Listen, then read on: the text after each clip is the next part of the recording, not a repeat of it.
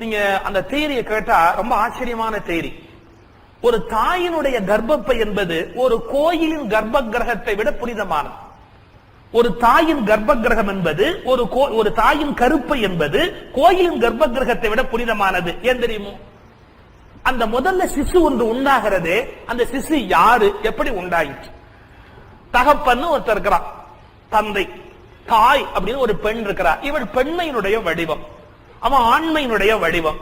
ரெண்டு பேரும் இணைகிற போது ஒரு கரு கர்ப்பத்துல உண்டாகிறது. ஒரு ஆச்சரியம் பாருங்கள், அந்த கர்ப்பத்துல அந்த கரு உண்டான போது அது ஆண் பாலும் அல்ல, பெண் பாலும் அல்ல.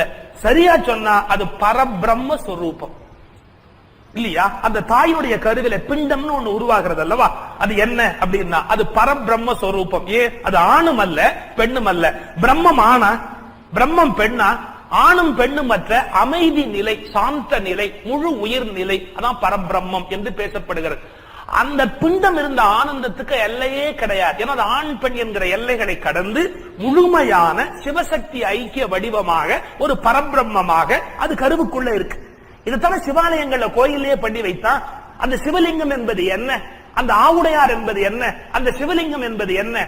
இன்னும் பச்சையா சொன்னா, ஏன் எல்லா கோயிலையும் சிவப்பும் வெள்ளையும் சிவப்பும் வெள்ளையும் சிவப்பும் வெள்ளையுமாவே கோயிலை சுத்தி அடிச்சு வைத்தார்கள்? ஒரு தோற்றம் உயிர் தோன்றுவதற்கு காரணமாகிய தாயினுடைய உயிர் பகுதி சிவப்பு நிறத்தில் இருக்கிறது, தந்தையினுடைய உயிரணு வெள்ளை நிறத்தில் இருக்கிறது. அந்த சுக்கிலமும் ஸ்ரோலினமும் கலக்கிற போது குழந்தை உண்டாகிறது. அதாவது வெண்மையும் சிவப்பும் கலந்தால், கோயில் வாசல் முழுக்க வெண்மையும் சிவப்பும் கலந்தால் கர்ப்ப கிரகத்துக்குள்ள என்னன்னா பரபிரம்மம் கடவுளாக உருவாகிறது. ஒரு தாயின் வயிற்றில் குழந்தையாக பரபிரம்மம் வெளிப்படுகிறது. இப்ப ஒரு கோயில் என்பதும் ஒரு தாயின் கருப்பை என்பது ஒன்று என்று சொன்னால், ஒரு குழந்தை உற்பத்தி ஆகிற இடம் யாகசாலையை விட புனிதமானது இல்லையா? அதை விட மேலான ஒன்று உலகத்துல சொல்ல முடியுமா? இன்னொன்னு சொல்ற, அது ஆணும் பெண்ணும் மற்ற பரபிரமமா இருக்கிற பிண்டம் 7 நாளைக்குள்ள எய்தர் மேல் ஆர் ஃபீமேல் தன்னை பிரிச்சுக்கணும். அது ஆண் அறிவிக்கணும், இல்ல பெண்ணும் தன்னை அறிவிக்கணும். ஜெண்டர்னு ஒண்ணு எடுத்தாதான் அதுக்கு ஏற்ற அமைப்புல அதுக்கு வளர முடியும். தலைமுடி, புருவங்கள், அப்புறம் அந்த குழந்தையுடைய தோற்ற அமைப்பு, அது ஆண் அல்லது பெண்ணுன்னு பிரிஞ்சே தீரணும். அது என்னாச்சு தெரியுமா? பிரியறது அதுக்கு பிளஸ் அல்ல, மைனஸ். ஏன்?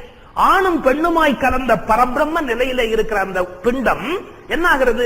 மேல் ஆனா 50% லூஸ் ஆயிடுச்சு, அது ஃபீமேல் ஆனா 50% லூஸ் ஆயிடுச்சு.